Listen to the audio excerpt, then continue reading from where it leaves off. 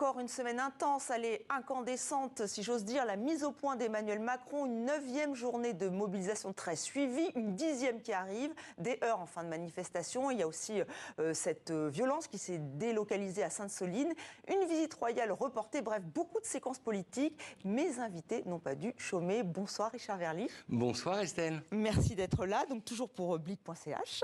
Et Perrine Tarnot, directrice de l'information de Public Sénat. Donc, bonsoir Estelle. Très dense, bonsoir. Alors, est-ce que vous avez choisi votre séquence? Il y en avait beaucoup. Perrine, on commence avec vous. Ah oui, il y en avait énormément cette semaine, mais j'ai retenu l'interview d'Emmanuel Macron mercredi dernier. Pourquoi? Parce que la séquence était déjà très agitée. Cette interview arrive après le 49.3 à l'Assemblée nationale qui a été dégainé lundi. Et on pensait qu'Emmanuel Macron allait certes faire de la pédagogie sur sa réforme, mais aussi essayer de calmer le jeu. Eh bien non, on a l'impression qu'il a plutôt rajouté, jeté de l'huile sur le feu.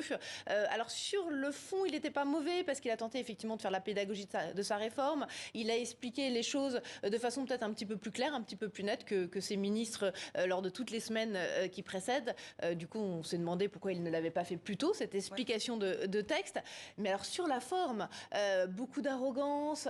Il s'est permis de tacler au passage les syndicats, ce qui n'a fait que renforcer l'unité de l'intersyndicale. Et puis absolument aucun mea culpa, alors qu'on attendait plutôt du président de la République mercredi, eh bien qu'il calme un petit peu le jeu. Voilà, un entretien qui a été suivi par 10 millions de téléspectateurs. Et là, je parle juste de TF1 et France 2, effectivement. Et puis après, il y a eu un rebond de la mobilisation, comme quoi, effectivement, il n'a pas convaincu, bien au contraire, avec plus d'1 million de manifestants, hein, selon le ministère de l'Intérieur, le jeudi. Quelle est votre image du jour, Richard? Écoutez, Sainte-Soline, les affrontements qu'on a vus avec ces 2 véhicules de police en feu, malheureusement, peut-être la préfiguration de ce qui pourrait arriver si de nouveau on voit des émeutes et des barricades dans Paris à l'occasion de la nouvelle journée d'action qui aura lieu mardi. Sainte-Soline, on ne s'y attendait pas à ce degré de violence. Ça veut dire que notamment les protestataires s'étaient organisé, c'était quand même préparé, mais ça pose aussi la question des violences policières qui sont aujourd'hui au centre du débat, là-bas, mais également à Paris. Vous avez vu les policiers en quad, à Paris, ils sont en moto, ils sont mis en cause pour leur comportement. Bref, pour moi, Sainte-Soline, c'est typique de l'engrenage de la violence, un engrenage qui, à un moment donné, pourrait devenir plus possible à maîtriser avec le risque de bavure, et vous imaginez dans le climat social actuel ce qu'il adviendrait s'il y avait des bavures policières. Effectivement, violence dans les 2 camps, 31 blessés, je parle de Sainte-Soline, et un pronostic vital engagé pour un manifestant blessé, mais il y a 2 gendarmes aussi qui sont en urgence absolue. Alors l'information du jour, c'est Emmanuel Macron qui reçoit demain à midi Elisabeth Borne, donc sa première ministre, et les cadres de la majorité. Alors qu'est-ce qui va se passer? Bon, je sais que vous n'avez pas, comme on dit, une boule de cristal, mais est-ce qu'il y a un remaniement qui se profile, une dissolution? En tout cas, il rallie ses troupes.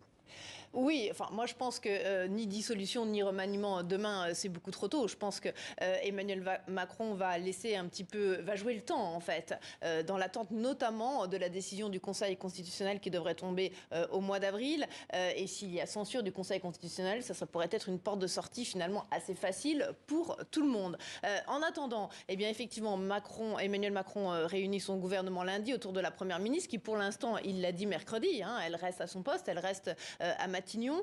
Je rappelle qu'Emmanuel Macron en juin dernier avait déjà eu du mal à trouver quelqu'un pour être Premier ministre pour ce poste à Matignon. Donc je le vois mal pour l'instant désavouer Elisabeth Borne. Il lui a donné une espèce de feuille de route un peu impossible, c'est-à-dire élargir sa majorité. On se demande vers qui. Alors évidemment on voit que certains LR, mais ils sont très peu nombreux, appellent à un accord de gouvernement avec la majorité présidentielle. Notamment Rachida Dati. Exactement, tout à fait. Et puis quelques députés LR, mais ils sont vraiment minoritaires pour l'instant. Donc on peut dire que bon, c'est une feuille de route pour Elisabeth Borne qui est quand même un peu impossible pour l'instant. Alors Perrine a abordé beaucoup de points, donc on va justement revenir sur une déclaration d'Emmanuel Macron. Hein, c'était lors de ce sommet européen où il a abordé le Conseil constitutionnel. Et il y avait comme une sorte de main tendue vers les syndicats. On écoute.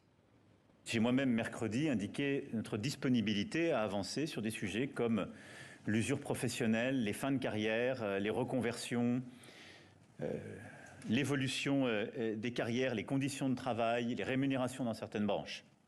Et donc je suis totalement disponible, ainsi que le gouvernement, pour avancer tout de suite sur ces sujets. Et donc je suis à la disposition de l'intersyndicale, si elle souhaite venir me rencontrer, pour avancer sur tous ces sujets. Pour le reste, et la réforme des retraites, elle est devant le Conseil constitutionnel, et il est évident que nous attendrons la décision du Conseil constitutionnel.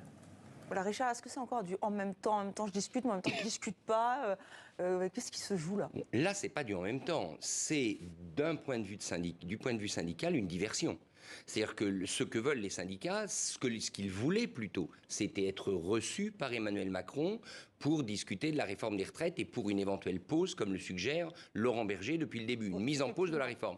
Emmanuel Macron leur a fermé la porte. Il continue de maintenir cette porte fermée. Et il leur dit effectivement, comme il l'avait expliqué mercredi, qu'il est ouvert pour discuter avec eux d'autres sujets, notamment le sujet du travail. Sauf que les syndicats, et il faut reconnaître de manière assez cohérente, disent que tout est lié. Qu'une grande réflexion sur le travail, c'était d'ailleurs la proposition de la CFDT, elle devrait intégrer les retraites, puisque la pénibilité du travail, le rapport au travail, il a à voir avec l'âge de départ à la retraite. Donc moi, je ne vois pas comment cette main tendue, si c'en est une, et j'en doute un peu, pourrait être saisie. Quant à Elisabeth Borne, alors je dois dire à titre personnel que j'ai un petit moment de contentement. Vous vous souvenez, on avait eu des différends là-dessus avec Perrine. Sur ce plateau, moi, j'ai toujours dit qu'Elisabeth Borne était un mauvais choix comme Première ministre. C'était un mauvais choix parce qu'elle a été mise là pour sa ténacité d'ailleurs dont elle fait preuve. Mauvais choix, mais pourquoi? Parce que ça, c'est pas sa réforme des retraites, c'est celle d'Emmanuel Macron. Parce que vous avez quand même noté qu'à aucun moment, elle n'a fait preuve d'empathie.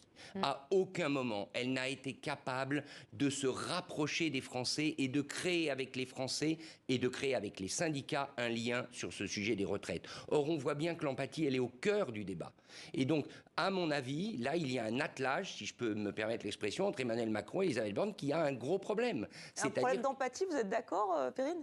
Oui, non, mais je me souviens de la discussion qu'on avait eue ici, effectivement, avec Richard. Alors moi, je vais peut-être laisser un peu plus de chance à Elisabeth Borne, mais c'est vrai qu'elle n'a pas su se débarrasser de son côté trop techno et qu'effectivement, elle n'a pas su tenir le discours politique qu'il faut dans ce type de circonstances et avec une réforme comme une réforme des retraites où il faut quand même emporter les troupes avec soi. Et on a vu que non seulement elle n'a pas su attirer les députés LR pour arriver à faire voter cette réforme, mais qu'en plus, au sein de la majorité présidentielle, avec des députés Horizon, avec des députés Modem, eh bien, cette majorité s'est même effritée. Donc c'est vrai que quand on est chef de gouvernement, c'est un poste éminemment politique, beaucoup plus que techno. La majorité qui s'est effritée, mais qui s'est quand même réunie lors de ce congrès d'Horizon, hein, le parti d'Édouard Philippe. En tout cas, ils ont tous été ensemble, Elisabeth Borne et tous les membres de la majorité. Mais bon, on verra si ça tient, combien de temps ça tient. Mais on parle d'empathie. Mais Olivier Véran, aujourd'hui, quand il dit, le porte-parole du gouvernement, quand il dit dans le journal du dimanche, la réforme des retraites ne signe pas la retraite des réformes, alors il fait un jeu de mots. Est-ce que c'est là aussi, est-ce que c'est... C'est toujours difficile de juger, surtout quand on est correspondant à l'étranger en France. Mais franchement, je crois que je comprends assez bien le français et c'est de très mauvais goût. Ce genre de jeu de mots, à ce moment-là, de la part du porte-parole du gouvernement, il aurait pu s'abstenir, à mon avis. Juste un mot, effectivement, le roi d'Angleterre, il devait arriver aujourd'hui en France. Finalement, la visite a été reportée. C'est presque, en fait, le premier recul d'Emmanuel Macron. Il a dû prendre cette décision. Oui, c'est une sacrée déculottée de devoir renoncer à la première visite de Charles III, sa première visite à l'étranger. Du coup, il va aller jeudi en Allemagne, il va prononcer, Charles III, un discours devant le Bundestag, et donc sa première visite d'État ne sera pas à Paris. Mais c'était complètement impossible de maintenir cette visite. Il fallait des forces de l'ordre très importantes pour pouvoir assurer non seulement la sécurité du roi, mais également son déplacement. Je rappelle que mardi, il devait aller en TGV à Bordeaux, puis même à Bordeaux se déplacer en tramway. Voilà, tout ça pour incarner la figure écologique de Charles III. Donc la sécurité était trop importante autour de ce déplacement et puis surtout recevoir le roi dans un Paris avec plein de poubelles partout. Enfin, oui, l'image n'était pas terrible. On reproche à Emmanuel Macron d'être un roi, donc à Versailles, plus le Charles III. Exactement. D'ailleurs, la presse britannique s'est engouffrée dans la brèche sur le thème le moment Marie-Antoinette, quoi, avoir Charles III à Versailles, puisque c'est là que le dîner principal était prévu initialement. Ça aurait pu poser beaucoup de problèmes. Mais je voudrais dire que cette visite, on s'attarde beaucoup sur le protocole et sur les moyens de transport qu'aurait employé Charles III, mais elle était aussi très politique. Parce que, en ce moment, la France a besoin du Royaume-Uni et le Royaume-Uni de la France, notamment sur les questions de défense, qui, on le sait, sont cruciales en ce moment. Donc c'est aussi, pour Emmanuel Macron, au-delà du camouflet diplomatique, c'est aussi une mauvaise nouvelle politique, une mauvaise nouvelle européenne. Et Perrine l'a dit, la visite aura lieu en Allemagne. Quelque part, bien évidemment, c'est pas tout à fait comme ça, mais les Allemands récupèrent les bénéfices de la déconfiture française. Et c'est vrai que l'image de la France est écornée. On va voir cela avec Dimitri Porte. Paris est une fête, écrivait Ernest Hemingway.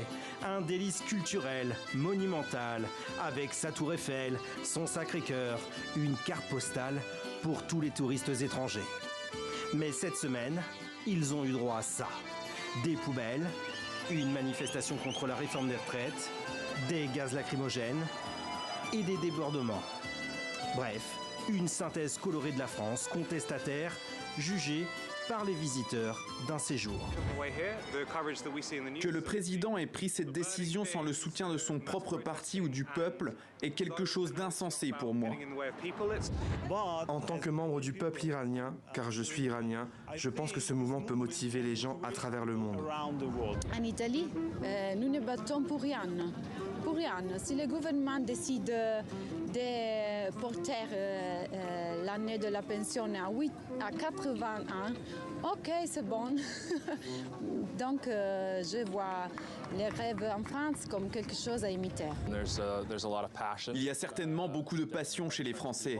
C'est une situation difficile des deux côtés financièrement. Il faut à la fois lutter pour maintenir l'âge de la retraite et aussi maintenir suffisamment de fonds. Accepter ou résister, la France de 2023 est-elle à l'image de son histoire, révolutionnaire et constitutionnaliste? La vitalité de la démocratie est peut-être à ce prix.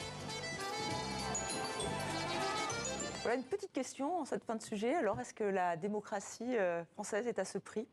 Écoutez, en tout cas, il y a de quoi préparer un nouvel épisode de Emily in Paris, avec un autre décor. Voilà, peut-être, c'est une idée pour les scénaristes. Non, je crois que quand même, là, et moi j'ai pu m'en rendre compte parce que j'ai parlé comme avec des touristes également, tous ceux qui étaient interrogés sont des jeunes et donc vous avez constaté qu'ils sont plutôt solidaires des manifestants. Moi, j'ai parlé à des touristes plus âgés qui n'étaient pas du tout de cet avis. Donc je crois qu'il y a le côté folklore français, je ne sais pas si c'est bien ou pas bien, mais en tout cas une certaine relaxation, je dirais, des touristes qui se prennent en photo même devant les immondices, mais il y a toute une partie de la clientèle, et notamment, disons-le, la clientèle qui a le plus d'argent, qui a le plus à dépenser, qui avait envie de dépenser à Paris, celle-là, ça lui fait quand même peur, notamment parce que ces paquets d'immondices, vous les avez dans les plus belles rues des grandes enseignes de luxe qui font normalement le prestige de la France à l'étranger. Et ça entache l'image de la France. Vous avez parlé des jeunes, alors des jeunes touristes. C'est vrai que là aussi, on voit des jeunes Français qui sont plus présents dans les manifestations. Alors parfois des manifestations spontanées, parfois dans ces journées de mobilisation, comme mardi prochain. Ça inquiète le gouvernement? Est-ce que c'est un phénomène qui s'amplifie? Oui, c'est un phénomène que forcément le gouvernement observe parce qu'on sait que quand les jeunes commencent à manifester et à descendre dans la rue, c'est un peu comme la pâte de dentifrice. Quand ça commence à sortir du tube, c'est impossible de la faire re-rentrer dans le tube. Donc c'est une situation qu'évidemment le gouvernement va surveiller de près. Ce sera peut-être d'ailleurs un des points de la réunion prévue demain à l'Élysée avec Emmanuel Macron, Elisabeth Borne et les quelques ministres concernés.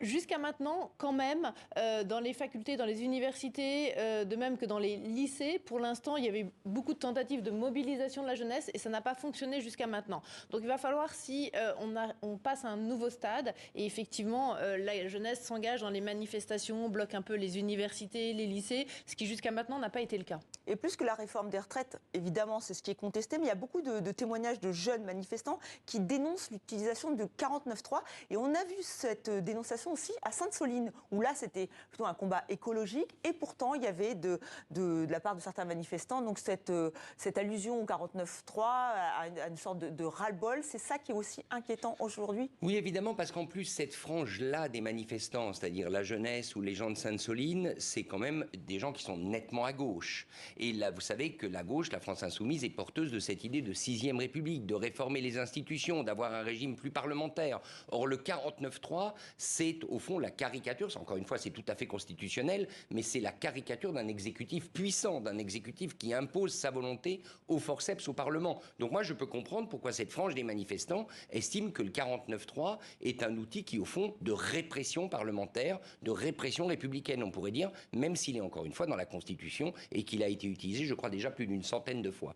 Et est-ce qu'il faut s'inquiéter de la violence? Alors c'est vrai qu'il n'y a pas eu non plus des heurts, mais il y en a eu quand même plus jeudi dernier, il y en a eu à Sainte-Soline. Est-ce qu'il y a une violence qui couve et qui pourrait éclater? Il y a une violence qui vient des deux côtés, à la fois de la part des manifestants, et c'était très visible effectivement à Sainte-Soline, c'est-à-dire qu'il y a eu beaucoup de personnes qui ont été manifestées contre ce projet de bassine de retenue d'eau qui était visiblement lourdement armé, mais il y a aussi une violence qui vient de la part des policiers et des gendarmes en face. Donc ça, c'était nettement visible dans les rues de Paris, notamment lors des dernières manifestations. C'était extrêmement visible aussi à Sainte-Soline. Donc on a passé un cap là dans la répression policière des manifestants qui est un petit peu inquiétante. On avait beaucoup souligné le changement de doctrine dans la gestion des manifestations entre le préfet Lallement et le préfet Nunez, donc les deux préfets de police à Paris qui se sont succédés. Le préfet Lallement avait été très critiqué au moment des Gilets jaunes, justement, du fait de la répression policière assez forte. Le préfet Nunez on soulignait une nouvelle doctrine. Et puis l'intersyndicale semblait vraiment bien encadrer aussi les manifestations. Il n'y avait pas de débord. Là, ça va être intéressant de voir d'où viennent ces débords. Est-ce qu'ils sont instrumentalisés? Sûrement un petit peu pour faire déraper les manifestations. Et qui a intérêt à ce que ça dérape? Mais alors justement, qui? Parce que Gérald Darmanin, lui, il a déjà choisi, il parle de l'extrême gauche, de militants d'extrême gauche. Qui instrumentalise ces jeunes? Ou pas moins jeunes d'ailleurs. En tout cas, est-ce que par exemple c'est du côté de la France Insoumise? Ce que veut dire Gérald Darmanin, clairement, c'est là qu'il se dirige. C'est aussi quand même là qu'Emmanuel Macron regardait quand il parlait de factieux et de factions, c'est de ce côté-là du spectre politique. Est-ce qu'il y a effectivement à l'extrême gauche une volonté d'en découdre? Sans doute pour une partie, mais moi ce qui m'inquiète au fond c'est tout simple, c'est l'engrenage, la violence. Quand vous démarrez des manifestations, qu'elles commencent je dirais, à partir mal, au sens où l'intersyndicale est débordée, le service de l'ordre est débordé, vous risquez le pire. Et on voit réapparaître les LBD, les fameux lanceurs de balles de défense qui avaient causé tant de ravages pendant les Gilets jaunes. Il y a la question des brigades motorisées. Bref, cette semaine, je pense que ce sera ça, en fait, le sujet dominant. Est-ce que la violence va déborder ou pas? Le mot de la fin pour vous. Oui, et juste je rajouterai qu'aussi les élus sont eux-mêmes très sujets à cette violence, et ça aussi, cet anti-parlementarisme est très préoccupant. Il y a eu beaucoup de permanences de parlementaires qui ont été visés, qui ont été dégradés. Yael Braun-Pivet, la présidente de l'Assemblée, disait à l'instant qu'il y avait eu 61 députés qui avaient été visés ou attaqués ces derniers temps. Donc il y a aussi un anti-parlementarisme ambiant qui est assez préoccupant. Voilà, un climat délétère. Juste un mot de ce sondage dans le journal du dimanche qui dit qu'aujourd'hui, s'il y avait des élections, là, aujourd'hui, ce serait le Rassemblement national qui serait donc avec un bond de 7 points à 26% des sondages. Avec la NUPES, ça, j'imagine que ça ne vous surprend absolument pas. Non. Alors, à titre personnel, ça ne me surprend pas. On voit tous que pour l'instant, en tout cas dans les sondages, c'est le Rassemblement national qui gagne parce qu'il n'est pas aux avant-postes de la violence. Il n'a pas fait la même obstruction parlementaire que l'extrême gauche, ou en tout cas que la gauche radicale. Et il est perçu aujourd'hui de plus en plus comme un recours possible. Pourquoi? Parce qu'il campe sur des valeurs autoritaires. Or, il y a toute une partie de la France, ne l'oublions pas, qui voudrait aussi, et c'est la contradiction, qui voudrait que les choses reviennent en ordre et finalement que l'ordre soit réimposé. Donc, quelque part, le Rassemblement national gagne sur les deux tableaux. On n'a malheureusement plus le temps. Perrine, merci beaucoup d'avoir participé donc à ce 64 minutes, à ce dimanche en politique. Merci à vous. Merci. Richard.